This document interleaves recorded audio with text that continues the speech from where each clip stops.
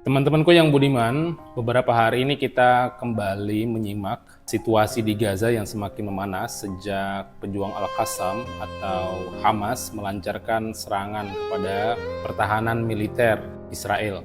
Dan dalam 2 hari ini juga saya kemudian aktif dalam menyuarakan, merewind dan mengingatkan kepada seluruh teman-temanku, apalagi teman-teman yang ada di Indonesia, untuk meneguhkan kembali bahwasanya dukungan Indonesia itu clear menurut amanat Undang-Undang Dasar 1945 bahwa kita berpihak dan membela Palestina. Dan bangsa ini sejak pendirinya Bung Karno itu sudah menyatakan selagi kemerdekaan itu tidak diserahkan kepada rakyat Palestina, maka selama itu pula lah Indonesia akan membela Palestina. Tetapi kita melihat ada banyak kontra bahkan di negara kita sendiri yang kemudian membela Israel. Saya sendiri mengalami beberapa komentar yang cukup pedas dalam beberapa diskusi dan juga debat di media sosial, contohnya seperti ini.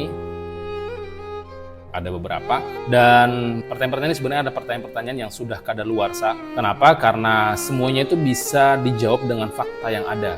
Jadi persoalan Hamas dan Israel ini bukanlah persoalan 2-3 hari atau 7 hari terakhir, tetapi adalah persoalan 75 tahun belakangan, bahkan 16 tahun di mana penjara untuk 2 juta orang itu hadir dengan sebuah tanah yang sempit bernama Gaza. Dan selama itu pula sebenarnya kita secara humanity, secara kemanusiaan seharusnya berpihak kepada mereka yang disebut kaum mustadafin atau kaum yang tertindas. Contoh konkret misalnya, di mana Israel pada tahun 1924? Di mana Israel sebelum ada peristiwa yang disebut oleh mereka Holocaust? Pasca Holocaust inilah kemudian Israel itu mulai melakukan migrasi besar-besaran kepada tanah Palestina ini. Dan pada saat itulah kemudian mereka secara berangsur-angsur membangun kekuatan bahkan militer untuk kemudian menguasai tanah Palestina ini.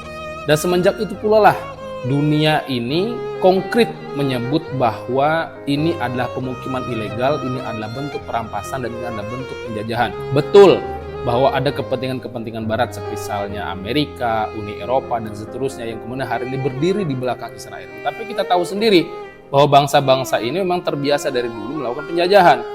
Bahkan kalau kita berkaca kepada negara kita sendiri, misalnya siapa yang datang ke negara ini? Siapa yang mencoba menjajah negara ini? Siapa yang kemudian mengkooptasi seperti Amerika yang kemudian hari ini kaum aslinya terpinggirkan seperti Indian?